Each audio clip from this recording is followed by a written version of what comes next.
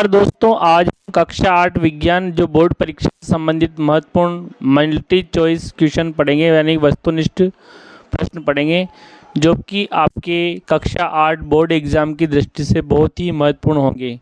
तो दोस्तों चलिए हम स्टार्ट करते हैं हमारे प्रश्न, जो कि बहुत ही लाभदायक है। तो वीडियो को अंत तक देखें और चैनल को सब्सक्राइब कीजिए और लाइक कीजिए। तो दोस्तों हमारा जो प्रथम पहला ही क्वेश्चन है वो देखिए, एक जेली जैसा पदार्थ जो कोशिका में पाया जाता है, यानी कि जेली जैसा पदार्थ जो कोशिका के अंदर पाया जाता है उसे क्या कहते हैं?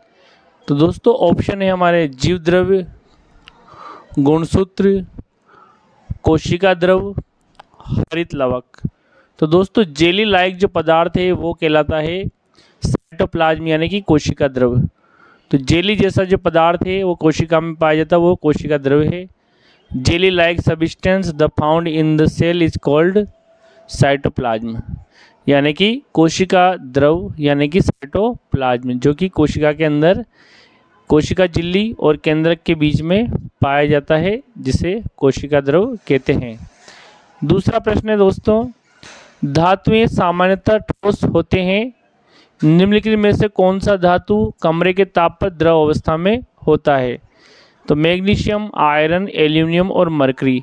तो दोस्तों मरकरी यानी कि जो पारा है वो कमरे के ताप पर द्रव अवस्था में पाई जाती है, जबकि अधिकांशतः धातुएं सामान्यतः ठोस होती हैं, जैसे लोहा है, एल्यूमिनियम है, जिंक है, सिल्वर है, गोल्ड है। लेकिन दोस्तों मरकरी जो है वो कमरे के ताप पर द्रव अवस्था में पाई जाती है। तो ये एक अपवादिक रूप से व्यवहार करती है। Metals generally solid but mercury is liquid. तीसरा क्वेश्चन है दोस्तों, ब्रेड बनाने की प्रक्रिया के दौरान कौन सी गैस उत्पन्न होती है? तो दोस्तों oxygen, nitrogen, carbon dioxide, sulphur dioxide.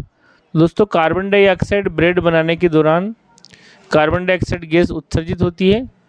तो ऑप्शन सी, बेकरी उद्योग में CO2 इसका इस्तेमाल किया जाता है, सोडियम बाइकार्बोनेट डाला जाता है जिससे कार्बन डाइऑक्साइड उत्पन्न होती है। CO2 यानी कार्बन डाइऑक्साइड हमारा करेक्ट आंसर इस प्रश्न का, यानी कि ऑप्शन नंबर सी। अगला है दोस्तों चौथा प्रश्न, जब चालक विलयन में विद्युत धारा प्रवाहित की जाती है तब विलयन के रंग में परिवर्तन होता है, यह संकेत करता है विद्युत धारा के रासायनिक प्रभाव को, विद्युत धारा के ऊष्मीय प्रभाव को, विद्युत धारा के चुंबकीय प्रभाव को, विद्युत धारा के तड़ित प्रभाव को। तो दोस्तों विद्युत धारा का रासायनिक प्रभाव, यानी कि चालक विलयन में जब विद्युत धारा प्रवाहित होती है तो विद्युत धारा का ये रासायनिक प्रभाव है। अगला है दोस्तों पांचवा प्रश्न, पीड़ित व्यक्ति से स्वस्थ व्यक्ति में एड्स फैल सकता है? तो दोस्तों पीड़ित से स्वस्थ में एड्स कैसे फैल सकता है? देखिए, भोजन साझा करने से, पहला ऑप्शन, यानी कि साथ में भोजन खाने से, कंघी साझा करने से, एक मच्छर के काटने से, खून चढ़ाने से। तो दोस्तों अगर एड्स से पीड़ित व्यक्ति का खून चढ़ा दिया जाए, यानी कि खून चढ़ाने से दूसरे स्वस्थ व्यक्ति को भी एड्स हो सकता है। एड्स का जो वायरस वो है HIV, human immuno deficiency virus. दोस्तों एड्स का पूरा नाम है एक्वायर्ड इम्यूनो डेफिशिएंसी सिंड्रोम, जो कि HIV वायरस के कारण होती है। तो संक्रमित व्यक्ति का खून चढ़ाने से स्वस्थ व्यक्ति में भी एड्स हो सकता है। तो ऑप्शन डी, खून चढ़ाने से हमारा करेक्ट आंसर हुआ इस प्रश्न का, यानी कि पीड़ित व्यक्ति से स्वस्थ व्यक्ति में अगर एड्स अगर फैल सकता है, उसका ब्लड अगर दे दिया जाए तो उसको, स्वस्थ व्यक्ति को। अगला है दोस्तों हमारा अगला प्रश्न है, पैकेटों थैलियों में आने वाले दूध को खराब होने से बचाने के लिए हम क्या करते हैं? तो इसको पाश्चुरीकरण किया जाता है, पाश्चुराइजेशन, यानी कि उसको एकदम गर्म करके फिर ठंडा कर दिया जाता है 15 से 20 सेकंड के लिए गर्म करके। अगला है, एक आवेशित वस्तु द्वारा किसी दूसरी आवेशित अथवा अनावेशित वस्तु पर लगाए गए बल कहलाता है। तो दोस्तों ऑप्शन है हमारे चुंबकीय बल, गुरुत्वाकर्षण बल, घर्षण बल और स्थिर वैद्युतिक बल, इलेक्ट्रोस्टैटिक फोर्स। तो दोस्तों जब भी कोई आवेशित वस्तु है किसी अनावेशित वस्तु पर बल लगाती है तो वह जो बल है वो होता है स्थिर वैद्युतिकी बल, यानी कि इलेक्ट्रोस्टैटिक फोर्स। तो चुंबकीय बल भी नहीं है, गुरुत्वाकर्षण भी नहीं है, घर्षण भी नहीं है, स्थिर वैद्युतिकी बल यानी इलेक्ट्रोस्टैटिक फोर्स। ऑप्शन डी हमारा करेक्ट आंसर हुआ इस प्रश्न का, यानी कि ऑप्शन डी पर टिक लगाइए। अगला है निम्नलिखित में से किस ईंधन का ऊष्मीमान सबसे अधिक होता है? तो दोस्तों लकड़ी, एलपीजी, केरोसिन, बायोगैस। तो सबसे ज़्यादा कैलोरीफिक वैल्यू जो होती है दोस्तों वो होती है एलपीजी की। किसकी होती है? एलपीजी की। तो ऑप्शन बी पर टिक लगाइए, यानी कि लिक्विफाइड पेट्रोलियम गैस जो है दोस्तों ऊष्मा का जो मान है, ऊष्मीय मान, वो है किलो जूल प्रति किलोग्राम। तो एलपीजी का जो है ऊष्मीय मान सबसे अधिक है किलो जूल प्रति किलोग्राम। तो दोस्तों ऑप्शन बी हमारा करेक्ट आंसर हुआ इस प्रश्न का, यानी कि ऊष्मीय मान जो है वो सबसे ज़्यादा है किसका? एलपीजी का। अब दोस्तों अगला प्रश्न पर हम चर्चा करेंगे वो है आंतरिक निषेचन। तो दोस्तों आंतरिक निषेचन यानी कि इंटरनल फर्टिलाइजेशन, तो ये किस में होता है? मादा के शरीर में, मादा के शरीर के बाहर, नर के शरीर में, नर के शरीर के बाहर। तो मादा के शरीर में होता है दोस्तों आंतरिक निषेचन, यानी कि फैलोपियन ट्यूब्स में। अब दोस्तों 10वां प्रश्न है, नीचे दिए गए चित्र ए, बी और सी के परावर्तक सतहों पर प्रकाश की किरणें पड़ती हैं। तो दोस्तों ए, बी और सी बताइए किस सतह पर आपतन कोण परावर्तन कोण के बराबर होगा? तो दोस्तों केवल ए और बी दोनों पर, ए, बी और सी पर और सभी सतहों पर। दोस्तों सभी सतहों पर परावर्तन के नियम का पालन होगा, चाहे सतह चिकनी हो या खुरदरी हो।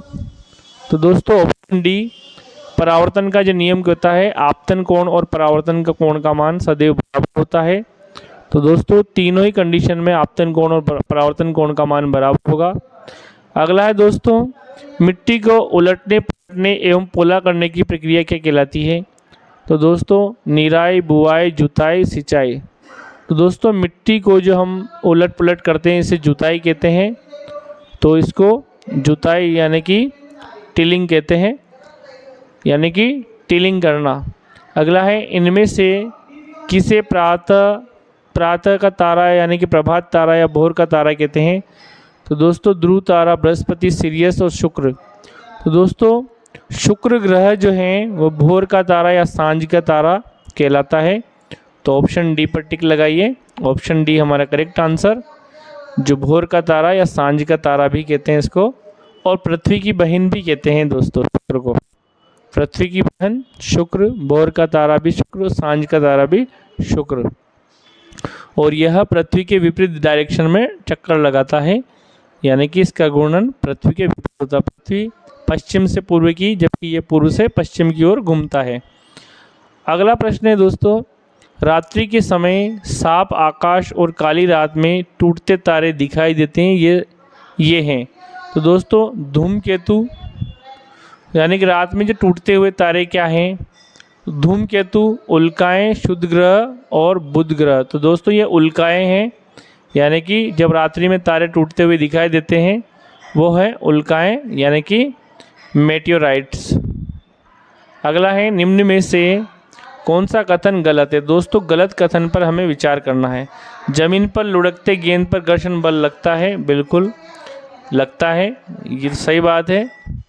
अगला है, पानी की सतह पर तैरते हुए नाव पर घर्षण बल लगता है, बिल्कुल लगता है। चिकनी सतह वाली सड़क पर चलती हुई साइकिल पर घर्षण बल लगता है, और हवा में घूमने वाली गेंद पर घर्षण बल नहीं लगता है। बिल्कुल दोस्तों डी वाला, हवा में भी घर्षण बल लगता है, हवा भी गति का विरोध करेगी, यानी कि घर्षण हर जगह कार्य करता है। निम्न में से कौन सा समूह केवल संश्लेषित पदार्थ है? दोस्तों मानव निर्मित पदार्थ बताना है हमें। नायलॉन, टेरिलिन, ऊन, पीवीसी, पॉलीथीन, बेकेलाइट, कपास, पॉलीकोट, रेयन, एक्रिलिक, रेशम और ऊन। तो दोस्तों ऑप्शन बी पर टिक लगाइए। पॉलीवाइनिल क्लोराइड, पॉलीथीन, बेकेलाइट, ये सभी जो क्या है संश्लेषित रेशे के उदाहरण है। यानी कि ए के अंदर ऊन है जो कि प्राकृतिक है, तो वो नहीं हो सकता। अगला प्रश्न है दोस्तों, ध्वनि संचारित हो सकती है केवल ठोस में, केवल द्रव में, केवल वायु और गैसों में, ठोस, द्रव और गैस तीनों में। तो दोस्तों ध्वनि जो है वो ठोस, द्रव और गैस तीनों में संचारित हो सकती है, यानी कि ऑप्शन डी हमारा करेक्ट आंसर। सबसे ज़्यादा चाल ठोस में होती है ध्वनि की, उससे कम द्रव में और सबसे कम गैस में, और निर्वात में ध्वनि गति नहीं कर सकती, यानी कि निर्वात में ध्वनि गति नहीं कर सकती। अगला है, झारखंड की एक प्रमुख आपदा जिससे अधिक व्यक्ति प्रभावित होते हैं। तो दोस्तों झारखंड की जो प्रमुख आपदा क्या है दोस्तों, भूकंप, तड़ित, बाढ़, सुनामी। तो तड़ित आएगा इसमें। अगला प्रश्न है,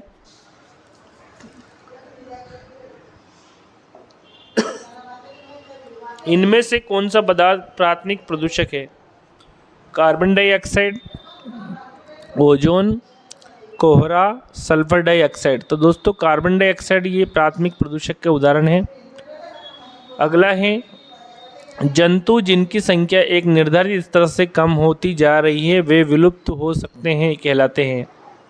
तो दोस्तों वन्य प्राणी, पालतू जंतु, संकटापन जंतु, इनमें से कोई नहीं। तो संकटापन जंतु जिनकी संख्या निर्धारित स्तर से कम होती जा रही है।